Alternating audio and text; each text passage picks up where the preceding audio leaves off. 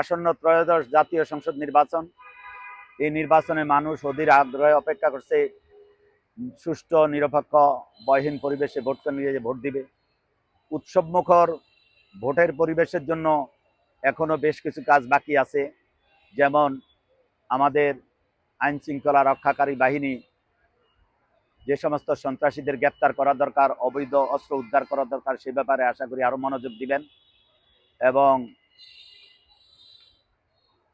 অবাধ ও সুষ্ঠু নিরপেক্ষ নির্বাচনের জন্য আরও যে কতগুলি প্রয়োজনীয় কাজ, যেমন নিরপেক্ষ লোকদেরকে নির্বাচনে দায় দায়িত্ব দেওয়া, যারা প্রশ্নবিদ্ধ লোক, যারা বিভিন্ন দলের পদ পদবিতে আছে, এরকম লোকরা যাতে কোনোভাবেই নির্বাচনী দায় দায়িত্ব অন্তর্ভুক্ত না হয়, এবং যে অবৈধ অস্ত্র, কালো টাকার যে সরাসরি, এগুলি যাতে বন্ধ করার জন্য নির্বাচন কমিশন যথেষ্ট তৎপর থাকে, সেটা আমি প্রত্যাশা করছি। ইনশাল্লাহ এদেশের মানুষ অবাধ, সুষ্ঠু, নিরপেক্ষ একটা পরিবেশ পেলে জনগণ ন্যায়ের পক্ষে, ছাত্র জনতার যে বিপ্লবের স্বপ্ন, সেই স্বপ্নের পক্ষেই ভোট দিবে।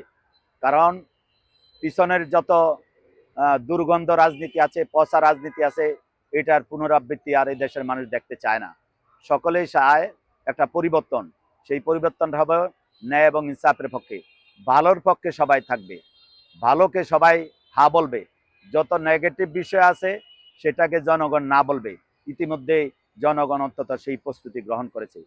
আমি আমার প্রিয় চাঁদপুর হাইঞ্চরবাসীর উদ্দেশ্যে বলবো, আমি অন্তত আমার পক্ষ থেকে নিশ্চিত করব যে জনগণ যাতে ভোট কেন্দ্রে গিয়ে সুষ্ঠুভাবে ভোট দিতে পারে এবং কেউ যাতে ভোট কেন্দ্রে গিয়ে কোনো চোখ রাঙ্গানি বা ভোট ডাকাতির মতো বা ভোট কেন্দ্র দখলের মতো কোনো অন্যায় কাজ করতে না পারে, সেজন্য প্রশাসনকে সার্বিকভাবে আমরা সহযোগিতা দিব।